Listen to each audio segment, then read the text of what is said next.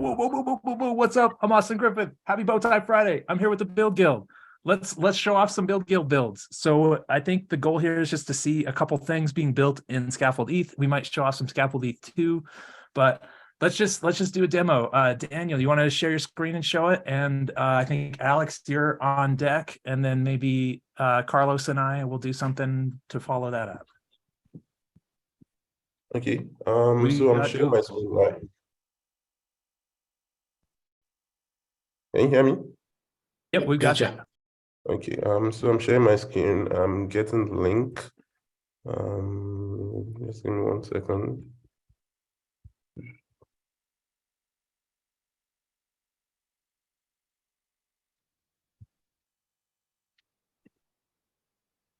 Okay, so I've gotten the link, and that's the link to the build.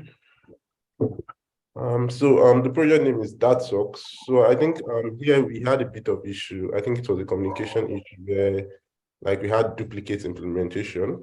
I think the other implementation was nice. The other implementation is the composable NFT, while this one is a single NFT, is an SVG NFT.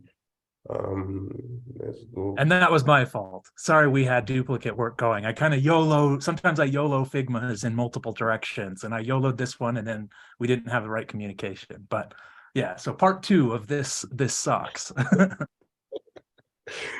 Yeah, and I think it's fun, like to see how somebody else implements it, and the whole composableness of it. Like it makes a lot of sense to see that too. Yeah, it's interesting. It was totally different at the solidity level. They took the same Figma, and the design of the website's the same, but you guys did different things with your actual smart contract, which is really interesting. My network is misbehaving recently. Okay. My network comes slow sometimes.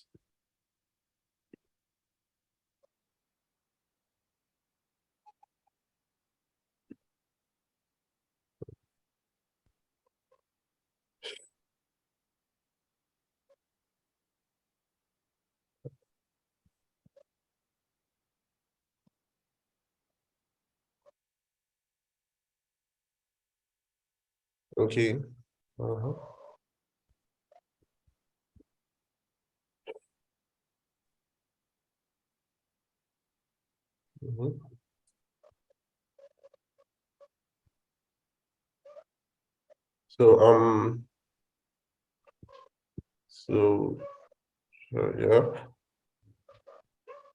I don't know. Recently, gas fees have been really high. I don't know why that's occurring. Hello? It's probably using mainnet gas. I think mainnet gas was higher. It might be set to mainnet. That's probably why. Because Gorley, you probably shouldn't have the jumps.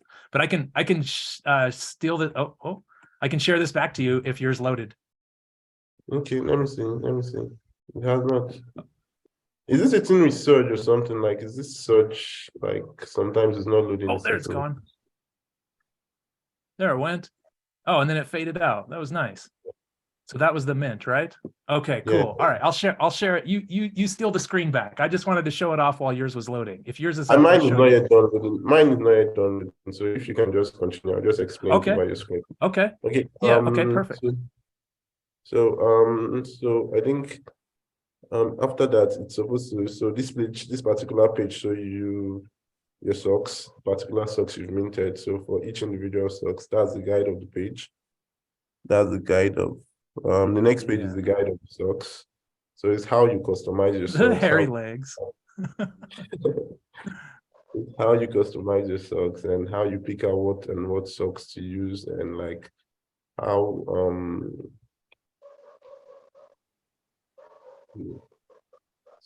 if you can go up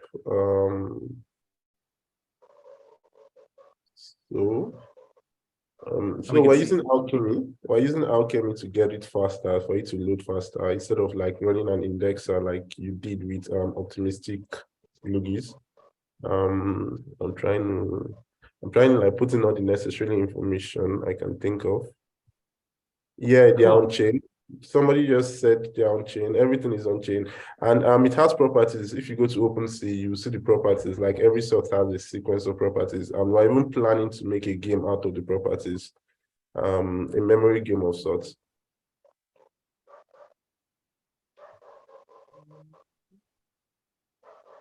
That's really nice. Like, That's a really nice effect. fade out stuff was like on a particular percentage, let it just fade out, because I noticed personally I was having issues on that fade out. If you have to scratch everything out, it just take time. Yeah. Cool. So, This is awesome.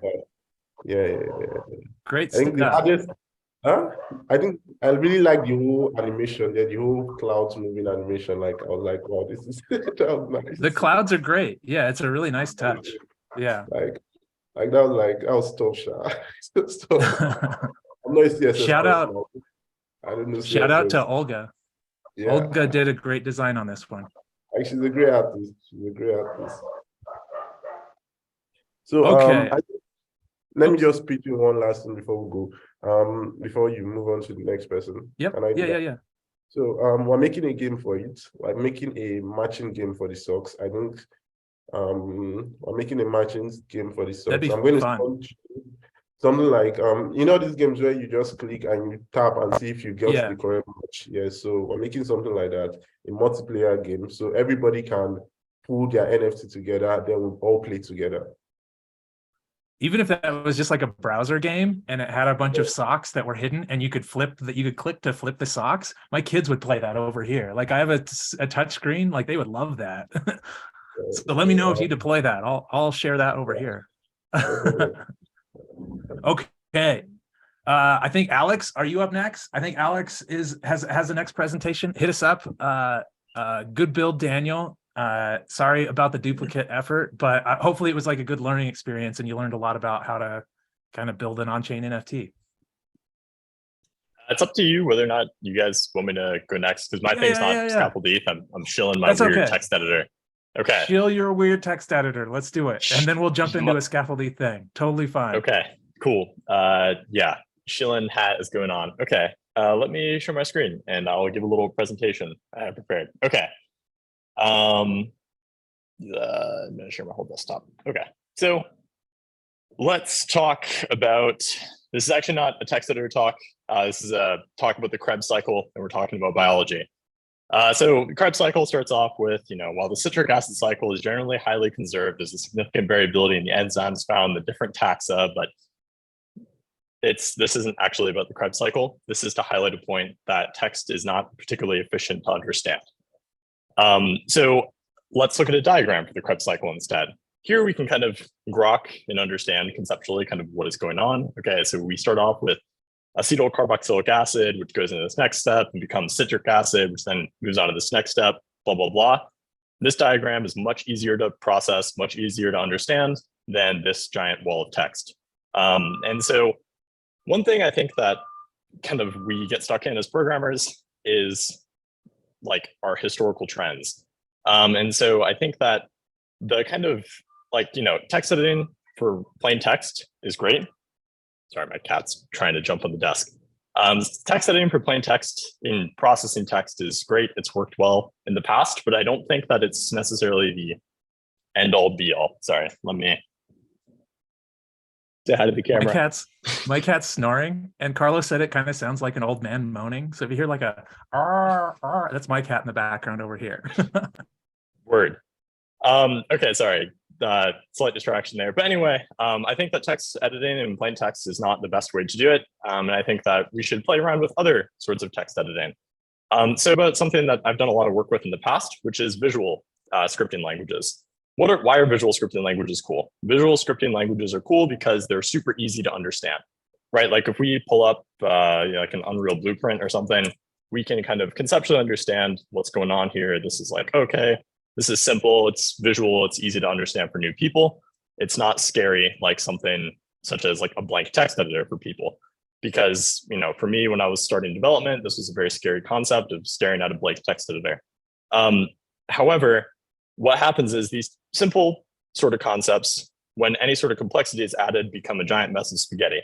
And giant messes of spaghetti are even more scary than giant walls of text, because what the fuck is this? Like, what am I looking at? Or sorry, what the F is this? I don't remember. Sorry, this is like, I don't think I'm allowed to swear about that. I don't remember. Anyway, this is a giant pile of spaghetti. What do we do about this? And so I think that, creating something like this from scratch would be a lot of mouse clicks, which is cumbersome. As a developer, I like typing. And so kind of my proposed solution to this problem of blending text editing with visual processing and sort of diagrams is something called projectional programming. And so kind of the idea behind projectional programming is you can operate on a visual representation of your code directly. So this is a very simple version. So we can see, I have my text editor here on the right, and we have some super stupid, simple contract. We can make some function. We can say like function, happy VTF, which is public and does something, right? And now we have a new function over here, which is represented as a node. And this is all fine and dandy. Like, this is a super simple version, but I think the whole kind of thing that I'm playing around with here is that we should have better tools to write code and make understanding complex code much easier. Because looking at a diagram, you can kind of just conceptually grok what's going on much faster than you could a big wall of text. And that's fine as like a debugging tool, but I think also it's very useful for new developers, because in theory, there should be nothing stopping a new developer from writing code visually, but it's also writing code for them, which then they can edit directly. So, if we want to add a function to this contract, we can add a function by just adding a dropdown node, and we can see that we've made like a template function in here. And so if we want to add like a local variable to this function, whatever, we can add it and it updates the source code directly. And I think something like this is kind of a useful tool, not only for new developers to be able to write code in a no-code way and actually see and interact with the code that they're working with, but I think that it's also useful for advanced developers, because if we go to the Tether contract, which isn't a huge contract, but I think that you'll see that we'll be able to conceptually understand what's going on in this code much faster than we would scrolling through all this text by ourselves. We can kind of see, okay, there's this contract, this Tether token has all these different functions, and we can also like scale back and see, okay, so we have like all of these functions and these contracts, blah, blah, blah.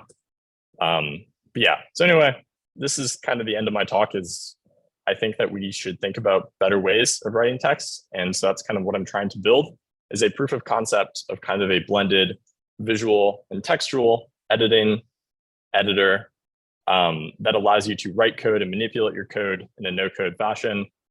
That's paradoxical, but then it also allows you to not be impeded by, nodes and dragging stuff. And I guess also, yeah, I'm just gonna stop my ramble there. If anyone has any questions, would be happy to answer them, because I know that was kind of like a lot of words, but yeah, does anyone have any questions? Definitely drop the repo. Folks want to tinker cool. with it. Cool, sounds good. I've in building ETH build, I had the same thing where I would start with visually, and then it would end up looking like your diagram, the visual diagram. Like every time I tried to use ETH build to build something complex, it would just turn into a nightmare. And I needed to have modules and components to be able to black box things. Yeah, and I think that's also kind of one cool thing about this sort of route that I took, was that, so I have this super simple thing, and this is actually how I'm like writing the code in no code, is I'm just using like simple snippet functions, which are just basically template strings, which we have to, write code for us. And so what's cool is that when we have a really simple approach like this, there's nothing stopping us from, like you just said, creating modules, which are basically just macros, which can get expanded in your source code. So, if you want to like have an ERC20 macro, which will expand into like a very simple ERC20 implementation, I think that's super cool. And then also one slight thing, and maybe some of you EVM wizards can help me out and maybe talk to me about whether or not this makes sense or not, is I think that actually some sort of preprocessor for Solidity should be relatively useful when it comes to writing gas efficient and reusable code. Because with the Open Zeppelin contracts, there's a lot of helper functions, but as people know, helper functions are actually bad practice in Solidity because they increase your overall gas costs when it comes to like sending transactions. And so I think like, having reusable macros, which get expanded into plain text, reduce gas costs significantly rather than just like calling functions directly, which I think could be an interesting paradigm to play around with. I don't know how feasible it is, whether or not there's some other unintended consequences that could come along with that. But I think in general, thinking about pre-processing and code generation is a useful thing to think about. So anyway, taking my Shill hat off now, and I'll drop the repo in the chat. Word, yeah, drop the repo in. I think that the EVM stuff is a little bit beyond me. I don't know that much about like gas optimization stuff, but the visual editor, I wanted to show this off too. The something I found was when I was trying to build a visual editor for Web3, I was thinking it was going to be like blocks, like math blocks, like you add 1 to 2 and you get the result out on the other side, sort of like the inputs and the outputs. But with blockchain, there's all these like functions that need all these other things. And I ended up doing it where you have a blockchain block, but you pull the balance function off. So the function comes off and then you feed the address in, and then you call that function with like a button. And that's what produces the thing. And this was such a weird pattern. It took me forever to kind of like come to this and just start using it. I still don't know if it's right or not, but just sharing that as it's like building a visual editor for a complex thing is hard for sure. Okay. Yeah, definitely. And yeah, I don't know whether or not like these sorts of graphs are the best way to visualize stuff like this. But the good news is the visual representation is actually 100% decoupled from how it's all working under the hood. So basically we're using tree sitter, which is a parsing tool to grab specific syntactical elements from our code, do certain things like that. So the visual representation is just a projection of the source code, and any edits we're making on like this visual representation are just being mirrored to the source code. We're not actually editing anything visually. We're just actually editing the text, but like a specific snippet of it. So anywho, yeah.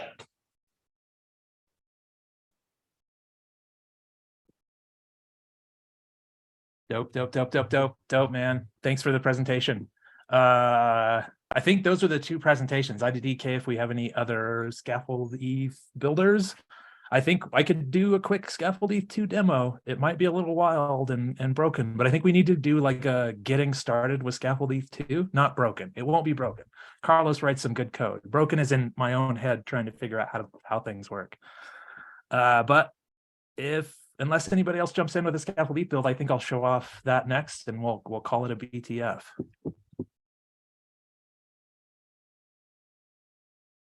All right, so Scaffold-Eth 2 is here. It's at Scaffold-Eth/Scaffold-Eth 2. It uses a more modern stack than Scaffold-Eth did. It's Next.js and RainbowKit and WagMe. There it is right there. It also has the nice goodies of Scaffold-Eth 1, where you can make small changes to your smart contract and it will show up in the front end. So let's make Austin here and let's set it equal to whatever this address is. And then when we ship this thing, yarn deploy, the usual commands within Scaffold-Eth, you've got, yeah, there we go. We've got Austin showing up there, right? And it has the nice blocky that kind of matches that dude. And then, usual things from Scaffold-Eth, address input component where you can put it in there. If I do something like atg.eth, it's going to look really nice. It's going to bring in that ENS avatar and have the blocky way, like it probably does that thing, right? And when you send these, you get a little bit better response. So very, very similar to old Scaffold-Eth, but looking nicer with some new functionality, thanks to Carlos and crew. But it gives you that ability to kind of tinker with your smart contract, get a front end over here and kind of iterate on it. So kind of the core Scaffold-Eth functionality in a new modern stack.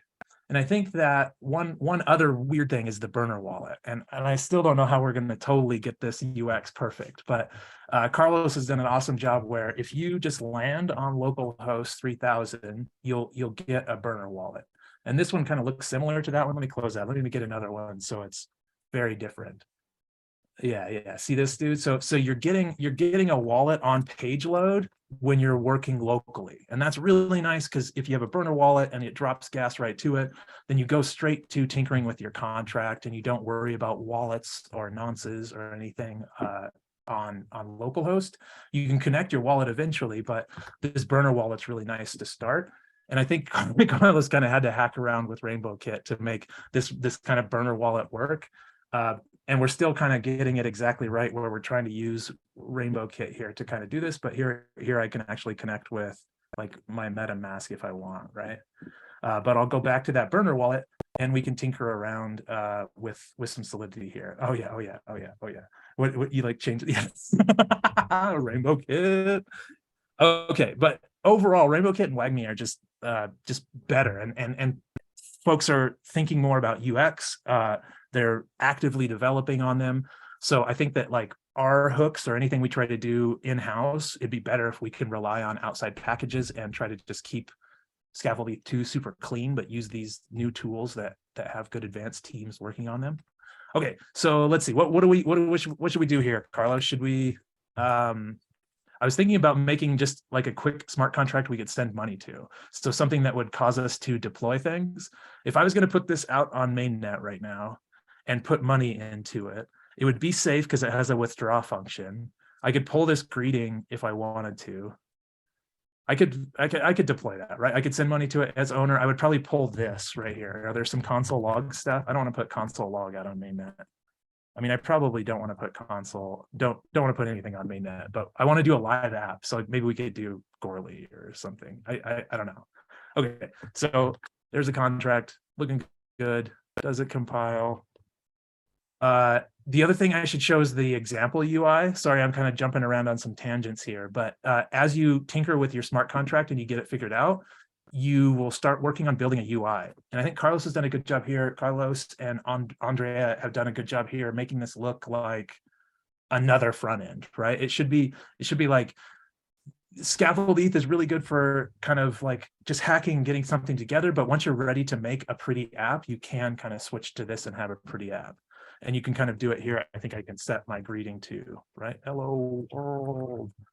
Is that already the greeting? Yeah, there, now it's hello world. Very cool. But that kind of like makes it look like a nice, like, I don't know, just like a neat looking UI to know that you can eventually get to this with your Scaffold-Eth app and make a professional app. What should we do here? What should we do here? I'm thinking I want to just deploy this to like a public network and then deploy an app on Vercel, and then someone else could come set the greeting or something like that. So let's see, if we tried to deploy right now, it would yell at us that we don't have any money in the deployer, hopefully. Oh wait, it deployed.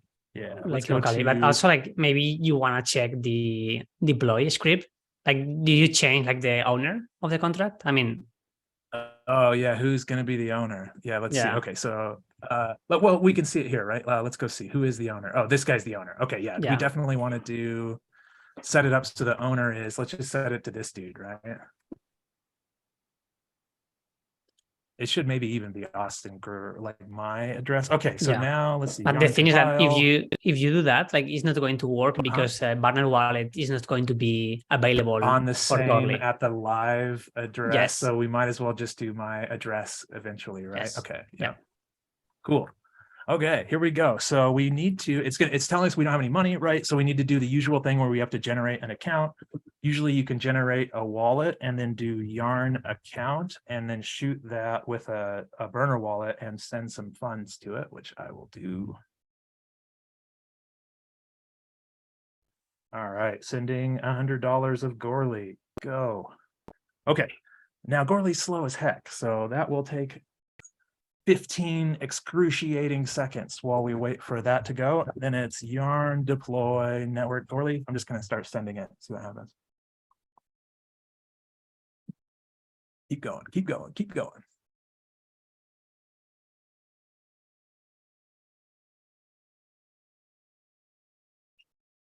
I'm speeding up my transaction on Gourley. Does that even matter?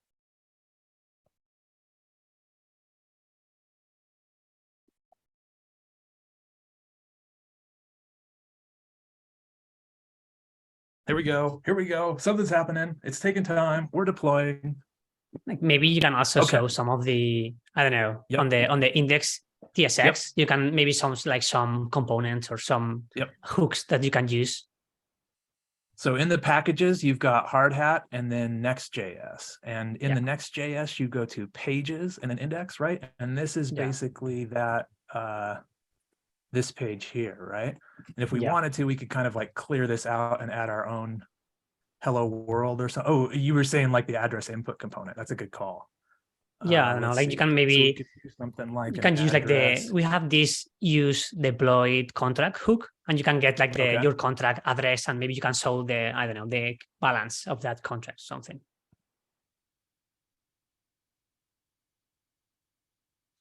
Use some,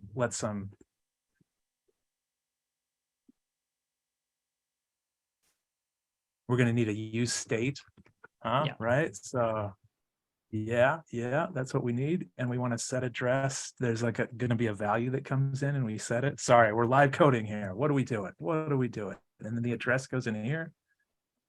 And now we have hopefully an address input component, and I can say atg.eth and I get all that nice stuff that we saw there, but all you had to do was bring in that address component and then like a button or something, right? I don't even remember. Let's go let's see what it's gonna do. That's some like Tailwind classes. Yeah. Actually, I mean, we probably don't need to write that much. Let's just get this. Okay, so we've got that deployed. So we have a smart contract out there and we can interact with it. We need to set the front end to you need to do that on the env development file here, right? We need to say change Goerli. So instead of having the config that points to the target network, you set your env development and env production here in these environment files, and that's a Next.js thing, right? I'm kind of learning which things are new and which things are like, which things I need to learn because they're Next.js and which things I have to learn because it's like Web3 or a new tool. Okay, so we've got that set to Goerli, and when I save that, basically the app just jumps to Goerli. Is that right? Yeah. Let's try.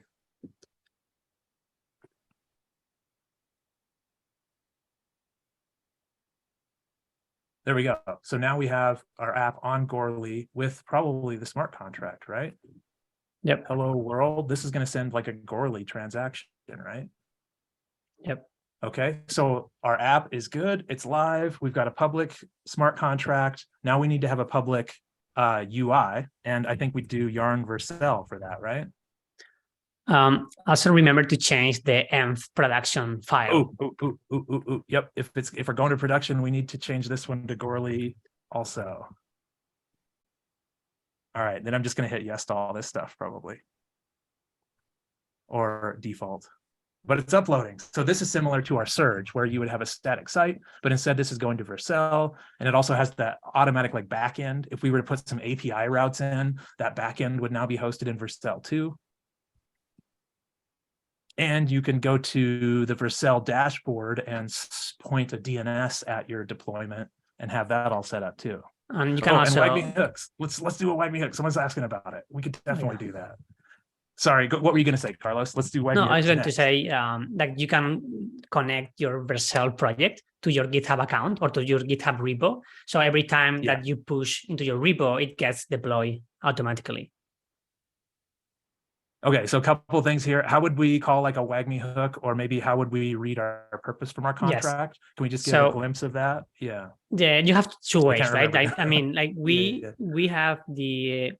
created like a hook, which is like wrapping the WagMe hooks. But you can always use WagMe, right? Because we are using WagMe, so you can use directly Ethers or WagMe or whatever that's like available to you. But we also created some utility hooks that are on top of Ethers, on top of WagMe that you can use. And in our case, we have like this, as we use a scaffold contract read, and then you can just like check, you know, like the contract name. You see the params there? You see it's like the contract name, and the thing that you want to,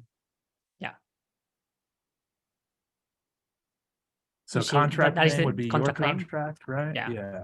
Purpose. And then I think it should be greeting in this case. I think it's greeting. Is it greeting? Yeah. Sorry, we should have changed it to greeting a long time ago.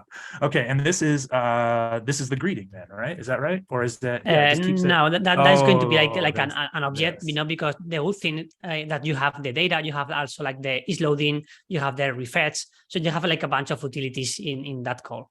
So data, if you had data should have the like the response. It was data though, right? It's data. Yeah. That I want to type def to greeting, or not If you type want it, def. I mean, What's that you don't called? need to do that, but yeah. Okay, and then let's put the greeting in like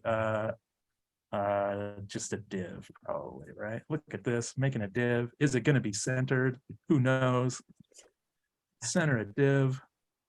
Bow tie Friday. Oh no, why is it mad about my div? Yeah, I don't know. Maybe it doesn't like to have like I don't know. What? Okay, get out of here. No div, no div, no div for you. Now it's mad about this div. Oh no. I don't even know what that is. Okay. Let's see what our app looks like though. Does it have the greeting? Yeah, the greeting is there. It's reading the hello world from the contract on Gorley in our front end.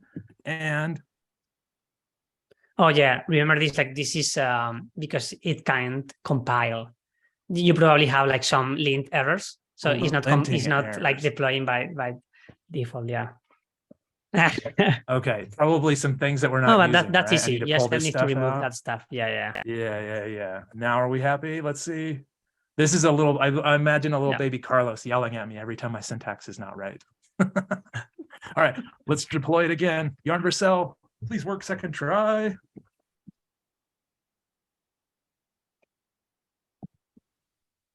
Okay, so while that's deploying, okay, so we used our own hook, but what would a WAGMI hook be that we could pull out here? I mean, like you can yeah. enter if you want to the use scaffold contract read. Can you enter to that function? Ooh, yeah. Maybe. Yep. So you will see that there we are just like We're using using a WAGMI hooks. That's Yep. we are using this use contract read. And the same for ENS. And maybe we can use ENS, the ENS hook, right? Ooh, okay. So go back to here and put in some ENS hook. Is that what you're saying? Yeah, there is like, let me paste it here on the chat, on the Zoom chat. There is like a use ENS name. Here we go. So maybe like you can copy and paste that. I don't know. Yeah. Okay, cool. So bringing in the okay, so we're bringing in the WAGMI hook that's going to look up this address. Let's get Vitalik's address. What's Vitalik.eth? Oh man. You can check on the address input, that you had on the main page. You have like an address input. Oh yeah, on the scaffold, yeah. So... We have it. Yeah. And then that's going to give me the address I can copy. How nice is that? I like that. All right. Now, I need to bring this. I need to import this, right? Yeah. I don't remember how I did that. It was like a hit tab and it brings it in. There we go. Cool.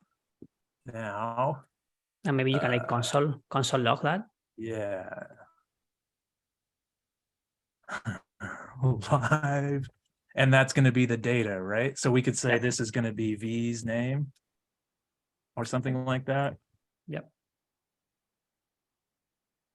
V's name is, and then V name.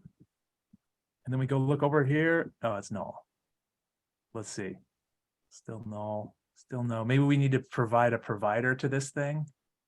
Does use ENS name need a provider? Oh, this is the chain ID, because this is like the thing that always happens with ENS is like looking to in Gorley. So you have to specify. We're on stinking Gorley. No, but you have to do like chain. I think it's like a chain ID property. Ooh, you could do that. And you can say, like below the address, like if you see chain ID. Yeah. There we go. So just force it to 1. Yes. Yeah. Here we go. It should be like that always, right? Vitalik.eth. It should be really, and unless you're like ENS guys and you're trying to test ENS stuff on Gorley, then it should be that. But then everywhere else, it should always just resolve mainnet, right? Okay, I think our app. Oh no, Vercel. What happened here? Let's see. I don't know. Maybe you were like making changes again. No, you don't need to build. You can you run? Oh, just Vercel again. Yeah. I don't know. Maybe you were changing the files And then when building, it got like an error or something. I Sneaking don't know. out from underneath it. All right. Let's see what we get. Well, yeah, we were able to fill some Bowtie Friday time. Thank you all for coming along on this journey of Scaffold-Eth intro. Scaffold-Ething, new Scaffold-Eth. So I ended up setting up an alias on my machine, and I just I can do, let me zoom in. It clones the Scaffold-Eth repo and gets in and installs it. So I can do like SE and then some project. So I just do SE like Carlos build, and it just like clones down Scaffold-Eth 2, goes in, Yarn installs it, gets it all ready for me. I think we want to do like some kind of NPX thing eventually, right? Yeah, we are exploring like the NPX install. Like, by the way, I also want to take this opportunity to thank like everyone that is helping to Yes. to Scaffold-Eth too. Like Shiv, I think he's here, like Rinat, and a bunch of other people that are like contributing to Scaffold-Eth, which is making this way faster and easier. Yes. Look at It these kings. is like pretty active, like every day I think we are like merging stuff like every day, Thank you. so yeah. That's so cool. You merged, I put in a PR and it was kind of a half-baked PR like most of my PRs. And this morning I checked and it was not my PR, but something better merged in, which is even better. Oh, come on, build and deploy. So, okay, how about this? Carlos, how do you feel about the centralization of Vercel? Is it a necessary evil? Is it where we're going to put our front ends and we'll just have some kind of backup that will go to IPFS? Where are your thoughts there? Yeah, I mean, that's like a tricky question, right? And I'm not sure, like Vercel is like super handy. It's like with Next.js, you can have a backend and a UI super quick, and you can just deploy to Vercel and everything works. You have a backend, you have a front end, you have like SSL, like everything is there. But yeah, like it's like a centralized service. But I guess, I don't know, my way of, oh man, I don't know what's failing there. I don't know. Well, we're so close though. We're very close to getting a URL and basically having the Vercel app, but there's something failing. Oh, maybe can you check there? Can you check what's like unfold the build inside? Oh, it'll say it here. I don't know.